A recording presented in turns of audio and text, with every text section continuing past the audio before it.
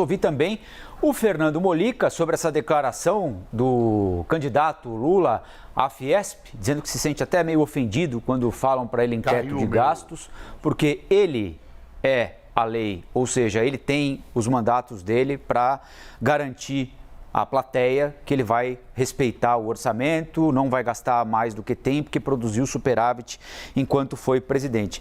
Mas antes da gente falar do teto, você também requereu ao nosso grupo de advogados aqui, viu, Boris?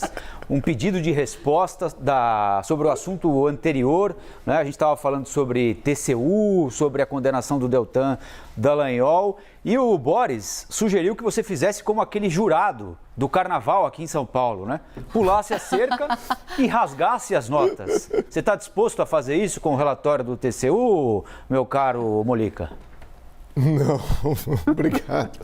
Não, enfim, acho que não. Até porque eu falei, o relatório é bem consistente. E aquela história, os fins não justificam os meios.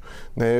Quando eu falei, eu ressaltei que a Lava Jato conseguiu progressos importantíssimos, recuperou muito dinheiro, mas que poderia não ter utilizado nesse processo mecanismos de uso de dinheiro público que se revelaram excessivos. Mas vamos lá, vamos para o teto de gastos agora, não da Lava Jato, mas para o teto de gastos do governo. Primeiro é importante lembrar que o PT originalmente era contra a lei de responsabilidade fiscal, lá da época do Fernando Henrique Cardoso. O PT foi contra e depois, ao assumir o governo, o Lula viu que a lei de responsabilidade fiscal era importantíssima. Né? E acabou governando com ela, e foi uma conquista da sociedade brasileira, estabelecer punições para governantes que gastem além do previsto. Agora, o teto de gastos é um pouco mais delicado, porque ele foi implantado no governo Michel Temer e é uma espécie de plano de governo permanente, obrigatório, permanente no caso válido para 20 anos, e 10 anos de uma maneira muito rígida, que serve para todos os governos. Então, um governo conseguiu aprovar uma emenda constitucional que implementou um plano de governo que vale para vários governos seguintes. E diz basicamente o seguinte, que a cada ano a presidência da República, o governo federal, só pode gastar o mesmo que gastou no ano anterior, desde que esse valor seja corrigido pela inflação.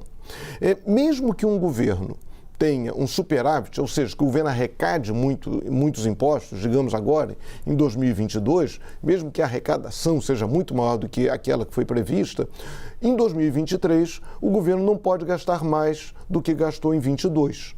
Então isso estabelece, e qual é o objetivo disso? É reduzir o déficit do governo, é reduzir as despesas governamentais. É uma lógica liberal, uma lógica válida como qualquer outra, mas é uma camisa de força para o governante que é eleito.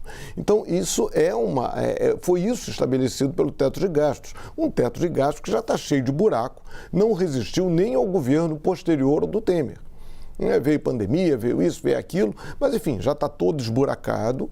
Foram feitas emendas constitucionais para dar um drible na outra emenda constitucional.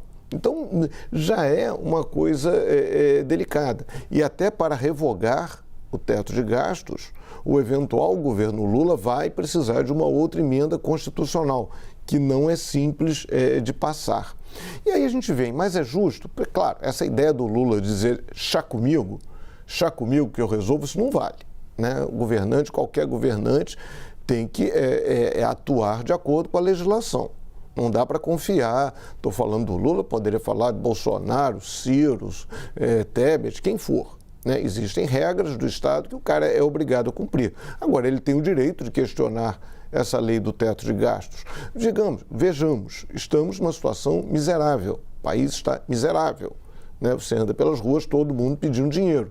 Tanto que essa última emenda constitucional do Auxílio Brasil, que aumentou o Auxílio Brasil, ampliou e tal. É eleitoral? Tem um viés? Tem.